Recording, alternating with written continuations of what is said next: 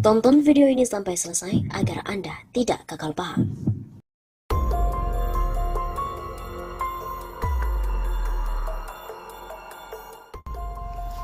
Halo Sobat 65 Safa, kembali lagi bersama dengan kami untuk mengulas fakta-fakta perpolitikan dan juga informasi terkini di tanah air. Wah, ada kader PDIP yang membelot, bilang kalau Jokowi telah dikuasai oleh oligarki. Presiden Jokowi telah dikuasai oleh oligarki sebagaimana liputan majalah Tempo edisi 24-30 Januari 2022, di mana menyebutkan keterlibatan Boy Thohir dan juga Luhut Binsar Panjaitan dalam pembangunan ibu kota negara atau Nusantara. Presiden Jokowi telah dikuasai oleh pihak oligarki.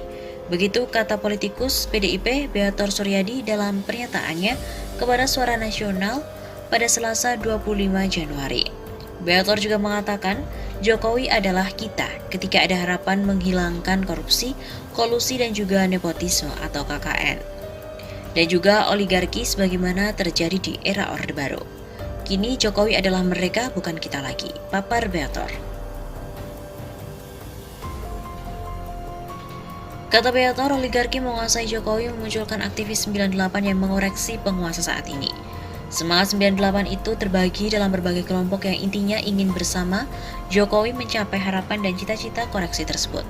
Utamanya kerusakan negara akibat KKN, Soeharto, keluarga dan juga kroni-kroni Orde Baru. Ia juga mengatakan dosen UNJ Ubedillah Badrun yang melaporkan dua anak presiden, Raka Buming dan juga Kaisang Pangarep atas dugaan KKN dan pencucian uang ke KPK sebagai sebuah tanggung jawab aktivis 98.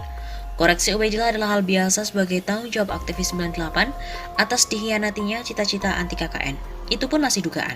Ubedillah juga tetap konsisten anti KKN, siapapun pelakunya. Jelas Beator.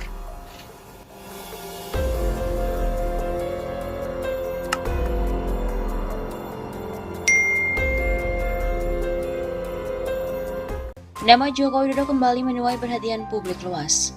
Hal ini tidak lain dipicu menyebarnya kabar wacana Presiden 3 periode yang pertama kali dikemukakan oleh mantan Ketua MPR Amin Rais, yang mengaku menangkap adanya skenario pembahasan atas perpanjangan jabatan Presiden Republik Indonesia menjadi maksimal 15 tahun atau 3 periode kepemimpinan. Isu ini sesungguhnya bukan lagi hal yang baru. Pada 2019, kabar yang sama berhembus kencang. Namun Jokowi dengan tegas menolak munculnya wacana demikian. Ada yang ngomong presiden dipilih 3 periode, itu ada 3 maknanya menurut saya. 1, ingin menampar muka saya. Yang kedua, ingin cari muka, padahal saya sudah punya muka. Yang ketiga, ingin menjerumuskan. Demikian pernyataan Jokowi pada Desember 2019 yang lalu. Munculnya wacana presiden 3 periode atau secara khusus menginginkan Joko Widodo menjadi presiden 3 periode tidak lepas dari pengaruh elektabilitas Jokowi sekaligus kongsi-kongsi politik yang berada di belakangnya. Menurut data lansiran KPU pasca pemilu 2019, partai-partai pendukung Joko Widodo menguasai setidaknya 60% suara parlemen atau 427 di DPR dengan hanya menyisakan 3 parpol dengan 149 kursi sebagai oposisi. Timpangnya kekuatan koalisi pendukung Joko Widodo dianggap sebagian pengamat tidak imbang, terutama bagi jalannya demokrasi di Indonesia. Dan kekhawatiran ini terbukti dalam serangkaian keputusan-keputusan yang diambil selama pemerintahan Jokowi Ma'ruf yang terasa tidak pro-rakyat, serta condong menguntungkan kepentingan sebagian kalangan. Tengok saja beberapa regulasi kontroversial yang lahir selama 2 periode Jokowi menduduki tampuk kekuasaan, yang digenjot sedemikian rupa hanya dalam hitungan hari. Dimulai dari Undang-Undang Minerba, Undang-Undang Mahkamah Konstitusi, Undang-Undang Cipta Kerja, serta revisi Undang-Undang KPK. Harapan sebagian besar kalangan bahwa kepemimpinan Jokowi akan membawa angin segar dalam kancah dunia perpolitikan Indonesia pada akhirnya hanya berakhir tidak lebih bagai retorika-retorika politik belaka yang umum dijumpai pada sebagian besar politisi negeri ini. Tak dapat ditampik bahwa pada awal kemunculan Jokowi ia nampak sebagai pribadi yang bersahaja dan lekat dengan penggambaran sebagai wong cilik.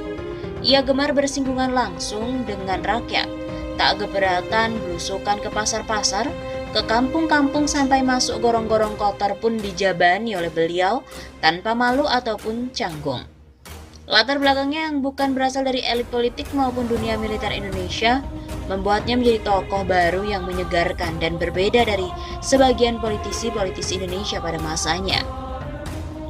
Memulai karir politik sebagai wali kota Solo, Jokowi berhasil membawa kota tersebut menjadi salah satu kota yang diperhitungkan di luar Jakarta. Keberhasilannya ini dengan cepat menaikkan pamor Joko Widodo dalam sekejap. Ia lantas dilirik sebagai calon gubernur DKI Jakarta. Namun belum selesai masa tugas mengepalai ibu kota Jakarta itu, ia kembali dicalonkan oleh PDIP dalam kancah perebutan kursi RI 1. Jokowi yang memang telah meraih atensi publik semenjak menjabat gubernur DKI Jakarta dengan sukses melibas lawannya Prabowo Subianto yang saat itu berpasangan dengan Hatta Rajasa. Hingga pada 2014 ia resmi dilantik menggantikan jabatan yang ditinggalkan oleh Susilo Bambang Yudhoyono. Di bawah kepemimpinan Jokowi, infrastruktur digenjot habis, sehingga periode pertama kepemimpinannya lekat dengan semboyan kerja, kerja, dan kerja. Hingga bisa dibilang, periode pertama Jokowi merupakan tahun-tahun menggembirakan yang lekat dengan prestasi. Namun ini berubah jungkir balik pada periode pemerintahan Jokowi yang kedua kalinya.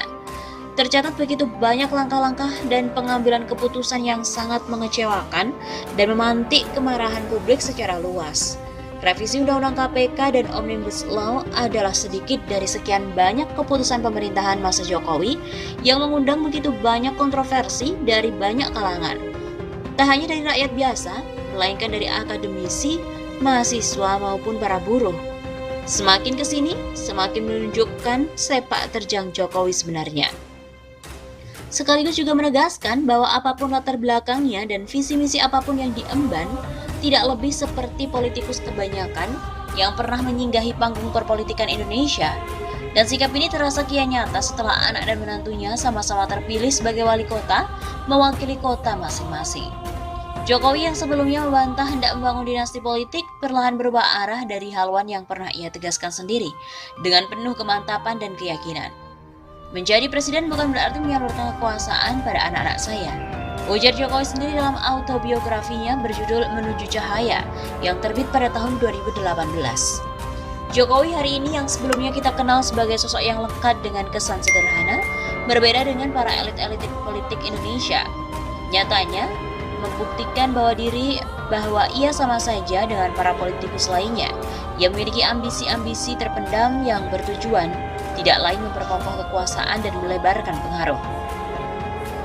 Visi misi yang semula ia emban dengan penuh semangat pula tampak mengalami kemunduran yang terasa kian nyata. Ucapan-ucapan yang ditebar pada rakyat lantas diingkari sendiri, oligarki pun ia langgengkan. Sampai di sini kita lantas bertanya-tanya sesuatu yang begitu menggelitik. Kemanakah figur Joko Widodo sebelumnya yang dikenal masyarakat sebagai sosok sederhana dan bersahaja yang berjuang atas nama rakyat dan kepentingan rakyat?